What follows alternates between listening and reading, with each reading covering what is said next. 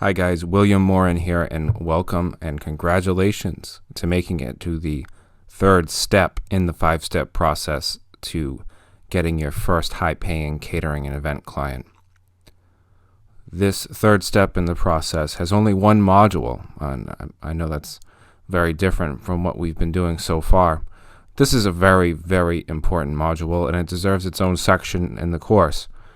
There are so many of my professional clients, people who own their own restaurants and catering companies, that get this part of their business very wrong. They often tend to overcomplicate things or use the wrong words, and they really shoot themselves in the foot in this respect. And we're going to get into this a bit, and I'm going to tell you a couple stories about some of my clients and what troubles they were having. But there's this tendency to try and make everything more complicated than it needs to be. When we're writing menus, we need to make sure that we keep things extremely simple, clean-cut, concise, and straightforward for our clients. They have enough on their plate trying to organize events. They don't need more complications by hiring you, and then they have all these things to choose from.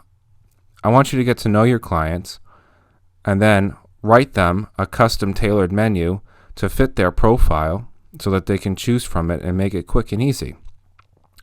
And when we're talking about pricing, I'm going to give you all the tools that you need, spreadsheets and calculators that you need to price out a menu for profit.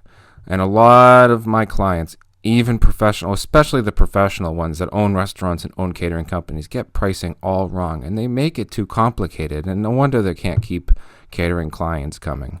So let's get right into it. We're going to talk about the wording of our menus. Now, take a look at this. Chicken parm, red sauce, and cheese. Can you tell me what I wouldn't like here? You've been through the course so far. Can you tell me what is not appealing about this? Chicken parm is slang. Parm is a slang word for Parmesan, is it not? Red sauce and cheese is very undescriptive. Making a simple change to the description of something like this in your menu is going to set you apart from the rest. It's going to make you seem more professional. It's going to make you put you higher on the status level as caterers. If you can word your menu better than the next person, make a simple change, and that's just to change the words or look up new words on the internet. Use a thesaurus. Chicken Parmesan, house-made pomodoro, hand-stretched mozzarella. More descriptive, you get a visual of what the food is. You get a idea of the time and effort that goes into the ingredients. It makes this menu seem more valuable to the guest.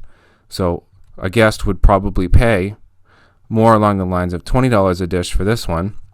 This one, they could probably expect to pay $12 or $13 a dish for this one. It's just in the wording. It's the perception drives reality, right? Perception drives reality. Let the guest perceive that they're getting something of more value. We're not deceiving them, but we're letting them envision something that's better than just chicken parm with red sauce and cheese. It's chicken parmesan with house-made pomodoro, hand-stretched mozzarella. Look at another example. It's steak tips and Demi. I see Demi even on the higher-end menus that I go to. Yes, steak tips. I understand. Maybe if you're ordering a salad on a menu at a restaurant, you get to add steak tips. It says steak tips down in the corner for $6 additional. Even that could be improved a bit more. The descriptor on the bottom, to the untrained eye, to the inexperienced diner, they won't know what Demi is. We need to not assume that the client, that our prospect, knows our slang, and Demi is slang. It's a short form of the full word demi-glace. We need to be pretty descriptive in this. So let's not assume things about our guests, and let's be more descriptive in how we call things. Cracked pepper steak tips, grilled with Merlot demi-glace. Now, although the guest might not know what a demi-glace is, at least they can take the term demi-glace and look it up. If they take the term demi, they may have more difficulty figuring out what that means. Don't be so presumptuous that your guest knows all the words that you know. Cracked pepper steak tips. Of course you're putting cracked pepper on your steak tips. Just call it out. You're not deceiving them. You're not lying to them. You're putting salt and cracked pepper on your steak tips. Call them cracked pepper steak tips. Just calling out the ingredients that you use in the preparation, the type of preparation you're doing in the food, allows your guests to visualize what you're doing for them. And when they perceive something with more value, they'll put more value in it and they'll be more likely to order from you. Continental, assorted pastries, juice, and coffee. On the breakfast side of thing, we all know what a Continental is. It's assorted pastries, juice, and coffee. Let's make it look better. Make it look like something that you can be proud of. Something that's unique to you. Signature Continental breakfast. An assortment of fresh-baked scones, house-made miniature muffins with jams and preserves. Assorted juices and freshly brewed Colombian coffee. We're just calling out minute details about what we're doing here, and we're putting them on the menu. Of course, we're taking up more real estate here, but you do want to take up more real estate for something that's going to get you more margin or more dollars in the bank. A Continental breakfast is fairly inexpensive compared to the selling price, and you want to sell more Continentals. So I would suggest that you take your normal menu descriptors and spruce them up. Don't be dishonest, but, highlight the features of the ingredients that you use and the preparations that you put them through. Burgers and dogs with condiments. You're going to see that you're going to get a lot of requests for picnic type menus. And when I say picnic type menus, I'm meaning, burgers and hot dogs, backyard cooking. You go to their house and you prepare food on their grill, or you bring a grill, so on and so forth. You'll see a lot of your clients will be attracted to that type of menu. Burgers and dogs with condiments is pathetic. So let's take it another step further. Quarter-pound Angus beef hamburgers and kosher franks.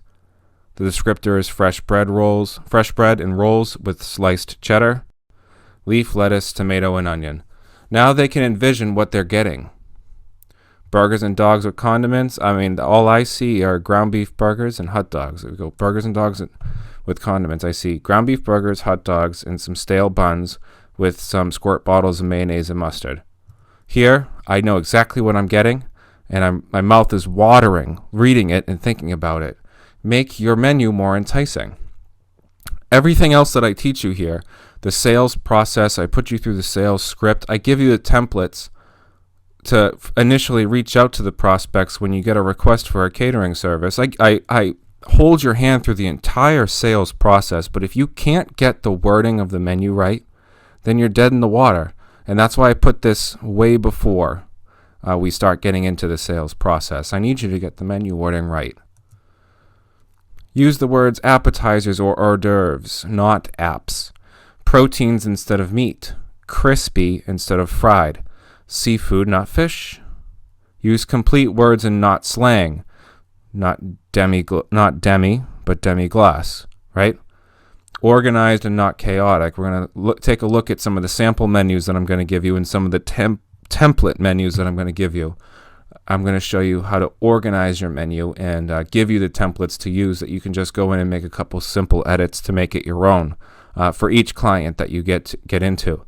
And you make your menu simple and not very lengthy. Potential clients have enough on their plate to choose from and organize. Keep their selection simple. Keep their offer concise. The last thing they want is a book of menus and prices to thumb through. Your format.